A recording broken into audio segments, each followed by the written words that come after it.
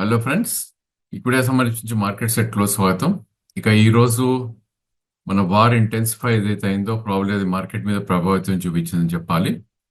But again 23,983 ఏదైతే మనం 20-డే moving average అనుకుంటున్నాం అది మాత్రం బ్రీచ్ అవ్వలేదు. సో ఓవరాల్ గా మనకి అబౌట్ 240 పాయింట్స్ మార్కెట్ కరెక్ట్ అయినప్పటికీ ప్రాబ్లీ ఒక సపోర్ట్ పాయింట్స్ దగ్గర ఐ థింక్ మార్కెట్ చాలా చాలా స్ట్రాంగ్ గా మనకి నిలబడిందని చెప్పాలి. నిఫ్టీ పరంగా మనం చూస్తే కనుక సో ఈ నేపథ్యంలో ప్రీవియస్ స్వింగ్ లో ఏదైతే ఉందో 23,847 ఆల్మోస్ట్ ఒక కిస్ అండ్ గో టైప్స్ మనకి రావటం చూసాం. ఎందుకంటే ఈరోజు 24,935 లో రావటం చూసాం. అఫ్ కోర్స్ ప్రీవియస్ స్వింగ్ లో నుంచి చూస్తే కనుక ఆల్మోస్ట్ ఒక 90 పాయింట్స్ పైననే ఒక లోవర్ లో ఫార్మేషన్ జరగటం చూసాం. అండ్ క్లోజింగ్ 24,035 దగ్గర మనకి నిఫ్టీ క్లోజ్ అవటం చూసాం. సో ఈ నేపథ్యంలో ప్రాబ్లీ మార్కెట్ 24,000 ని బ్రీచ్ అవ్వలేదు. And second thing previous swing లో కట్ అవ్వలేదు కాబట్టి ఐ థింక్ మార్కెట్ అనేది most of the negativity or ఏదైతే మనకి ఇండో పాక్ టెన్షన్స్ ఏవైతే ఉన్నాయో అవి ఫ్యాక్టర్ అయిందనే మనం చెప్పుకోవచ్చు. సో మేబీ మార్కెట్ ఇక్కడ నుంచి ఒక సైడ్ వేస్ లో కొనసాగే ఛాన్స్ ఉంది. ఇన్ కేస్ వీకెండ్ లో ఒకవేళ మనకి రిఫ్ట్స్ ఏవైతే ఉన్నాయో ఇండో పాక్ మధ్యలో కనుక ఇంటెన్సిఫై అవుతే కనుక ప్రాబ్లీ ఒకవేళ మార్కెట్ కరెక్ట్ అవుతే కనుక 23,800 కూడా వచ్చే ఛాన్సెస్ మనకు కనిపిస్తుంది, which is about 200 points from the current market price.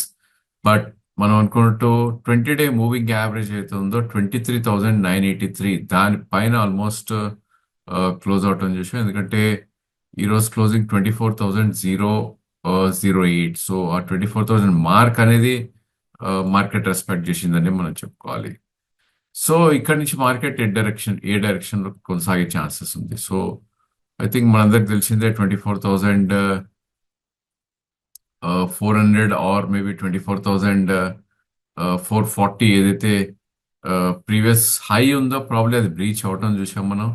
But again చార్టికలీ మనం చూస్తే కనుక previous all time high 23,869 swing high అని చెప్పుకోవాలి మనం. ప్రాబ్లీ అది ఒక కీ సపోర్ట్ గానే ఉండే ఛాన్స్ ఉంది. ఇన్ఫాక్ట్ 20-డే మూవింగ్ యావరేజ్ కూడా 23,983. సో 23,983 నుంచి ప్రాబ్లీ 23,869 అనేది మనకి డిమాండ్ జోన్ గా డెఫినెట్లీ మనం పరిగణించాలి. అఫ్ కోర్స్ 24,338 అనేది ఒక కీ రెసిస్టెన్స్ ఉంటుంది కాబట్టి అక్కడ రెసిస్టెన్స్ ఉండే ఛాన్స్ ఉంది. సో ఓవరాల్ మనకి లోవర్ లోస్ అనేది ఫార్మేషన్ జరుగుతుంది. ఈవెన్ నిఫ్టీలో కూడా మొన్నటిదాకా మనం బ్యాంక్ నిఫ్టీని అనుకున్నాం, బట్ ఈ స్టేజ్ లో నిఫ్టీ కూడా లోవర్ లోస్ జరుగుతుంది కాబట్టి కొద్దిగా అప్రమత్తంగా ఉండాల్సిన టైం. బట్ ఓన్లీ థింగ్ ఏంటంటే 24,840 కింద క్లోజ్ అయిన రోజు మార్కెట్ కొద్దిగా సెల్ ఆఫ్ కి ఎక్కువ గురయ్యే ఛాన్సెస్ మనకు కనిపిస్తుంది. So all in all range మనం చూస్తే కనుక 24,800 నుంచి మేబీ 23,800 నుంచి 24,500 మధ్యలో ట్రేడింగ్ అనేది కొనసాగే ఛాన్సెస్ మనకి ఎక్కువ కనిపిస్తుంది. సో ఓవరాల్ నిఫ్టీ కాంపనెంట్స్ లో మనకి చూస్తే కనుక it's all totally results reaction అని చెప్పాలి. టైటాన్ రిజల్ట్స్ నిన్న ఈవినింగ్ రావడంతో ఆల్మోస్ట్ ఈ స్టాక్ ఒక 4% పెరగటం చేసాం అబౌట్ 3,510 దగ్గర. అదేవిధంగా ఎల్ఎన్టీ అబౌట్ 3% పెరగటం చేసాం. ఆఫ్ కోర్స్ టాటా మోటార్స్ లో ప్రాబ్లీ ఆ ఈవెంట్ అనేది ఏదైతే ఉందో ఐ థింక్ అది కొనసాగుతుందని చెప్పాలి. ఈ రోజు కూడా ఒక క్లోజ్ టు 4% పెరిగి అబౌట్ 708 దగ్గర క్లోజ్ అవటం చేస్తారు. దీనికి ప్రధాన కారణం ఇండో యుఎస్ స్టాక్ ఏదైతే ఉందో ప్రాబ్లీ వాళ్ళు అగ్రి అయిన టర్మ్స్ ఏవైతే ఉన్నాయో ప్రాబ్లీ టాక్సేషన్ అది కట్ చేయటం అనేది, ఇంపోర్ట్ డ్యూటీస్ కట్ చేయటం అనేది, దానివల్ల టాటా మోటార్స్ కూడా పెరిగింది చెప్పాలి. Otherwise defence names because of Indo Pakistan conflict తోటి బిఈఎల్ కూడా పాజిటివ్ ట్రేడ్ అయింది. ఇక అదర్ నేమ్స్ లైక్ హిండాల్కో కానీ, హిందుస్థాన్ మోటార్ కానీ, హిండాల్కో కానీ ఇవన్నీ కూడా అబౌట్ 1% దాకా పెరగటం చేసాం. ఇక లూజర్స్ లోకి వెళ్ళి చూస్తే కనుక క్లియర్లీ బ్యాంకింగ్ స్పేస్ లో ఒక గుడ్ సెల్ ఆఫ్ రావటం చేసాం. Next big loser is public sector enterprise అని చెప్పాలి. ICICI bank is the biggest loser about 3.2%.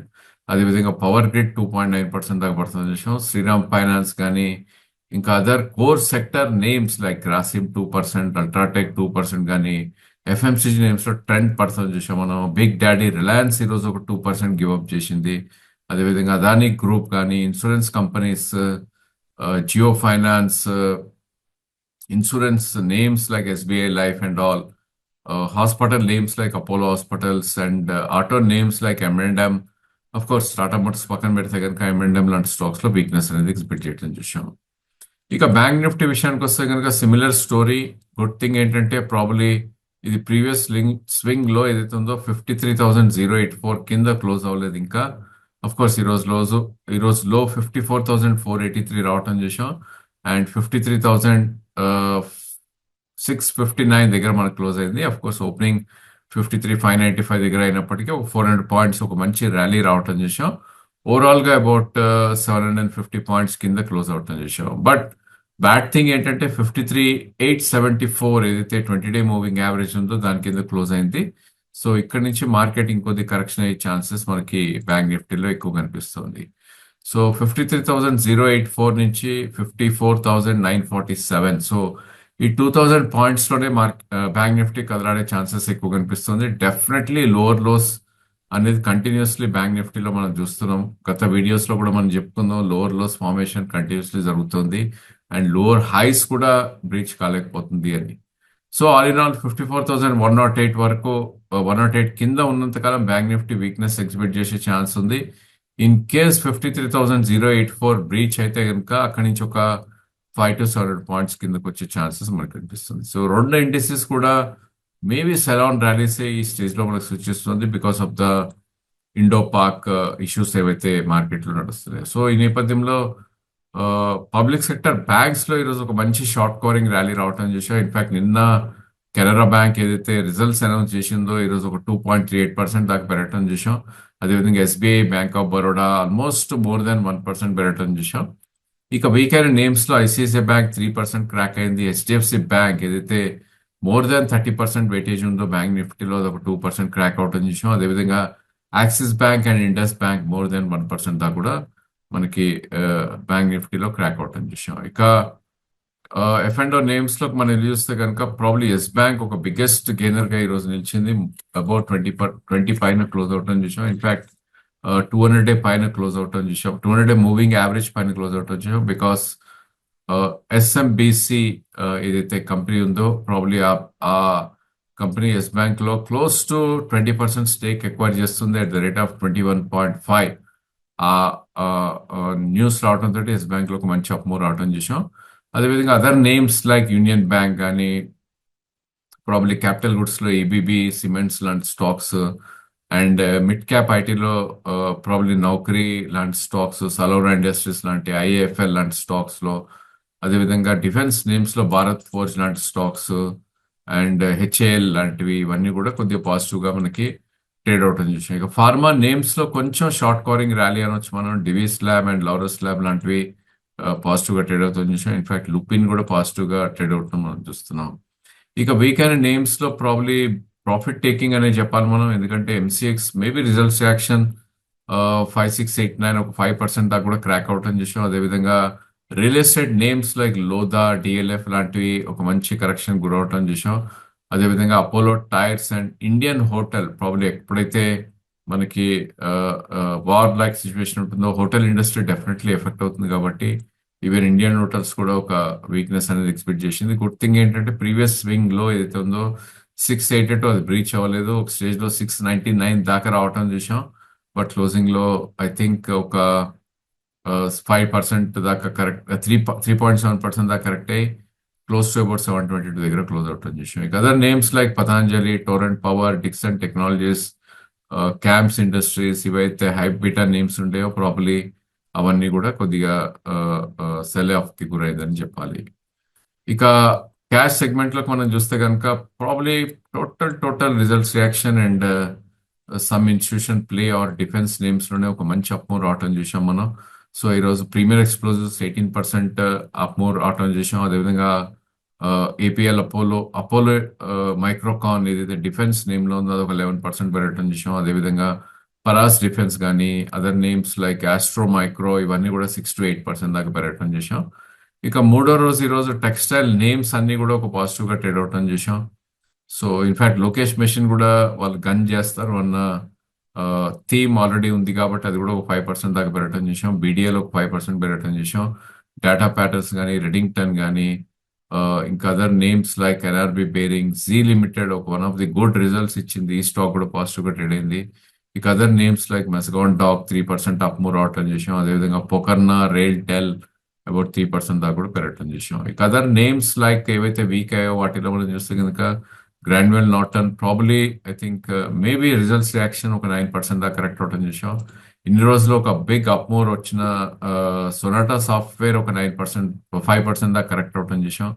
అదేవిధంగా రేమాండ్, ఓరియంట్ సిమెంట్, సిమాక్ ఇండస్ట్రీస్, మొబిక్విక్ కానీ, స్పిక్ కానీ, జ్యోతి సిఎన్సి ఇవన్నీ కూడా high beta names. SKM products కానీ, క్యాప్స్టన్స్ కానీ, గ్రీన్ పవర్ కానీ, జెన్సార్ టెక్నాలజీస్ కానీ ఇవన్నీ కూడా చాలా చాలా వీక్ గా ట్రేడ్ అవటం చేసాం. So it's all war related moves market లో అని చెప్పాలి, ఆర్ రిజల్ట్స్ సెక్షన్ అని చెప్పాలి.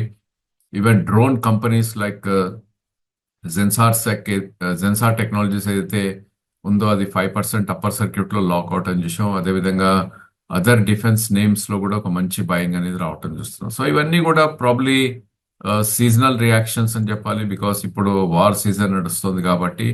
అదేవిధంగా మార్కెట్ లో definitely I think there would be some direction. So I think ఒకవేళ నిఫ్టీ 23,000 ఇన్ఫాక్ట్ ప్రీవియస్ స్వింగ్ లో 847 క్లోజ్ అవుతేనే మేబీ అక్కడి నుంచి ఒక నెగటివ్ రియాక్షన్ అయ్యే ఛాన్స్ ఉంది. అదర్వైజ్ బ్యాంక్ నిఫ్టీ కూడా 53,084 కింద క్లోజ్ అయితేనే ప్రాబ్లీ అక్కడి నుంచి కూడా ఒక నెగటివ్ రియాక్షన్ ఉండే ఛాన్సెస్ ఎక్కువ కనిపిస్తుంది. అదర్వైజ్ మార్కెట్ ఒక సైడ్ వేస్ జోన్ లోకి వెళ్ళే ఛాన్స్ ఉంది. మేబీ వీకెండ్ ఏమవుతుందో మనం డెఫినెట్లీ కేర్ఫుల్ గా వాచ్ చేయాలి. ఒకవేళ ఎవ్రీథింగ్ గోస్ గుడ్, ప్రాబ్లీ ఒకవేళ మన పాకిస్తాన్ ని కనుక కట్టేల్ చేయగలిగితే వాళ్ళు చేసే బాంబింగ్ కానీ ఆర్ ప్రాబ్లీ వాళ్ళు చేసే ఇష్యూస్ ఏవైతే ఉంటాయో అవన్నీ కూడా కట్టేల్ చేయగలిగితే కనుక మన మార్కెట్ అనేది డిస్కౌంట్ చేసేసి ఇక్కడ నుంచి కూడా అప్ మూవ్ వెళ్ళే ఛాన్సెస్ కనిపిస్తుంది. ఏదైనప్పటికీ మనం చాలా చాలా అప్రమత్తంగా ఉండాలి. ఎందుకంటే ఒకవేళ సిచ్యువేషన్ బార్డర్ లో ఒకవేళ వర్స్ట్ అయింది అంటే కనుక మన మార్కెట్స్ కూడా రియాక్ట్ అయ్యే ఛాన్స్ ఉంది. బట్ ఆ reaction is a very very good opportunity to buy. మనం డెఫినెట్లీ స్టాక్స్ అనేవి సెలెక్ట్ చేసుకుని ఎక్కడైతే ఒక మంచి సపోర్ట్ పాయింట్స్ దగ్గరికి వస్తాయి కనుక రిజల్ట్స్ బాగా ఇచ్చిన స్టాక్స్ ఎస్పెషల్లీ వాటిల్లో మనం లాంగ్ పొజిషన్స్ తీసుకుంటే కనుక I think next couple of weeks లోనే ఒక మంచి రిటర్న్స్ వచ్చే ఛాన్సెస్ మనకు కనిపిస్తుంది. So that's all for today. Thank you for watching.